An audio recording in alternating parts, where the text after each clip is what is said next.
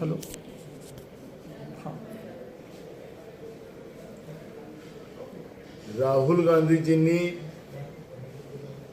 जो एक लेख लिहून काही मीडियामध्ये जो प्रसिद्ध झाला आणि त्यांनी म्हणालेत की महाराष्ट्राच्या विधानसभेमध्ये मॅच फिक्सिंग झालेलं होतं आणि त्यातला निवडणूक आयोगाने उत्तर द्यायचं होतं, पण भाजपचेच अंधभक्त ज्यांनी लोकशाहीचा घात केला, लोकशाहीचा खून केला आणि ज्यांनी जनतेशी बेईमानी केली, ते जे सत्तेत बसलेले आहे ते राहुल गांधीजीवर तुटून पडले.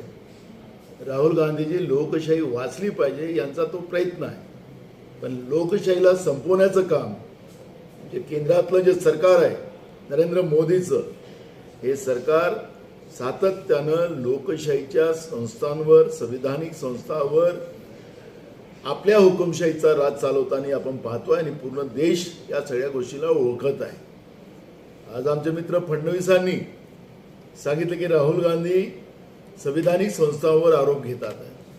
माझा प्रश्न आहे फडणवीसांना आणि भाजपला की पहिलं जेव्हा महाराष्ट्राच्या सरकारचं अधिवेशन नागपूर इथं झालं त्यावेळेस फडणवीसाला कोणीच प्रश्न विचारला नव्हता. काँग्रेस पक्षाच्या वतीनं आम्ही निवडणूक आयोगाला प्रश्न विचारला होता, त्याचं उत्तर फडणवीसांनी का द्यावं? काय निवडणूक आयोगाची वकिली फडणवीसांनी घेतली? याचं उत्तर फडणवीसांनी द्यावं. आमचा सवाल आजही आहे आणि तो राहणार आहे. आमचा सवाल असा आहे की जे 46 लाख मतं 3 महिन्यात लोकसभेच्या निवडणुकीच्या नंतर जे वाढलेत ते कोण होते, कुठले होते?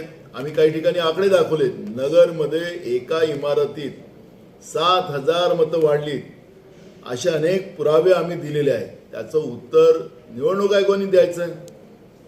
त्याचप्रमाणे संध्याकाळी 5 वाजताच्या नंतर जे मतदान झालं त्या मतदानापर्यंत यांनी सांगितलं होतं की 58.22% मतदान झालेलं आहे 5 वाजे निवडणूक आयोगाने.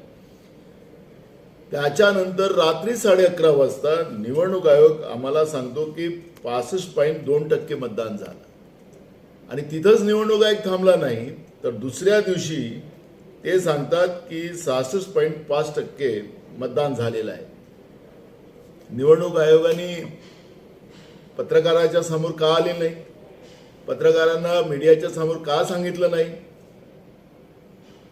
त्यांच्या ट्विटच्या माध्यमातून आपले आकडे द्यायचे. मग आम्ही त्यांना फुटेजेस मागितलेलं आहे की कोणत्या बूथवर तुमचे हे रात्री 76 लाख मतं झाली ते आम्हाला कळवा, ते दाखवा.